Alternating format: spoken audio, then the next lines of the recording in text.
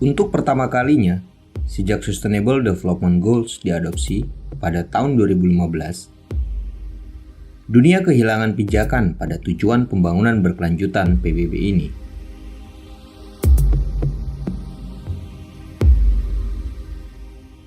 Penurunan pencapaian tujuan pembangunan berkelanjutan ini terjadi pertama kalinya tahun lalu di 2020.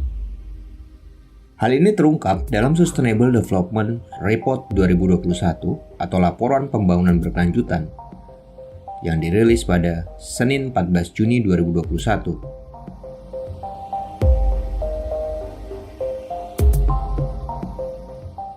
Laporan tahunan SDGs menunjukkan proses penurunan atau pembalikan saat ini telah terjadi. Laporan yang ditulis Profesor Jeffrey Dysart beserta tim dan diterbitkan oleh Cambridge University Press, ini menguraikan dampak jangka pendek pandemi COVID-19 terhadap penurunan SDGs, termasuk bagaimana cara memulihkannya.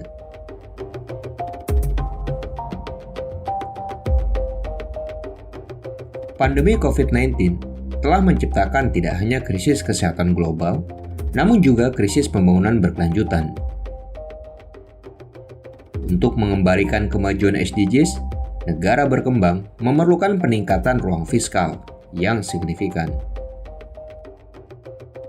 Pendanaan tersebut diperlukan untuk membiayai 6 SDGs utama: pendidikan berkualitas untuk semua, cakupan kesehatan universal, energi dan industri bersih, pertanian dan penggunaan lahan berkelanjutan, infrastruktur perkotaan berkelanjutan, dan akses universal ke teknologi digital.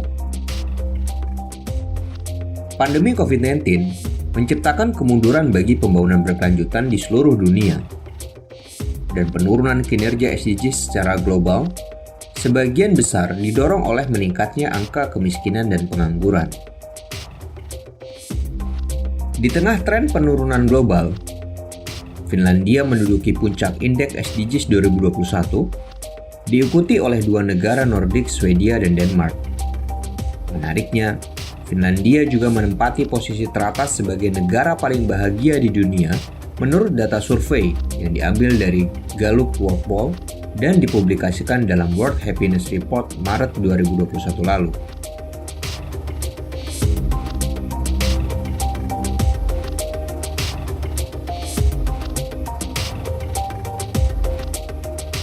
Laporan ini juga mencatat, bahkan Finlandia dan negara-negara Nordik pun menghadapi tantangan besar untuk mencapai sejumlah SDGs dan tidak berada di jalur yang tepat untuk mencapai semua SDGs pada tahun 2030. Apalagi negara-negara berkembang yang berpenghasilan rendah, yang tidak memiliki ruang fiskal untuk membiayai tanggap darurat dan rencana pemulihan berbasis investasi yang selaras dengan SDGs. COVID-19 juga sudah membuka mata dunia betapa terbatasnya kapasitas LEDC untuk memanfaatkan pembiayaan dari pasar akibat rendahnya kelayakan atau peringkat kredit mereka. Implikasinya, kesenjangan antara negara kaya dan miskin akan semakin melebar.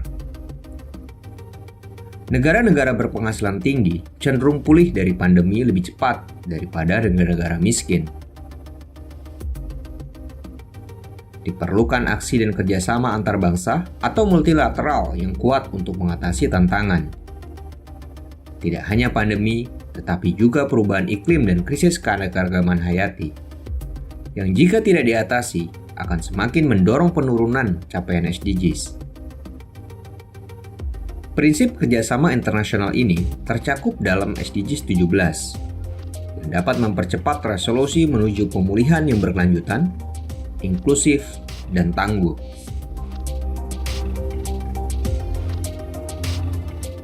Pencapaian SDGs adalah tanggung jawab global. Capaian satu negara akan mempengaruhi pencapaian negara-negara yang lain.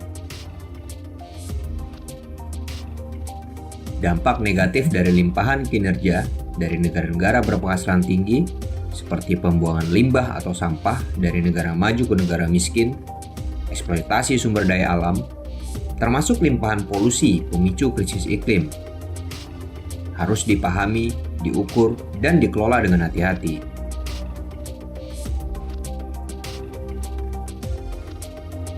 Laporan ini mengidentifikasi 4 cara untuk meningkatkan kemampuan pendanaan atau ruang fiskal LEDC. Pertama, peningkatan manajemen moneter global, terutama peningkatan likuiditas untuk LEDC.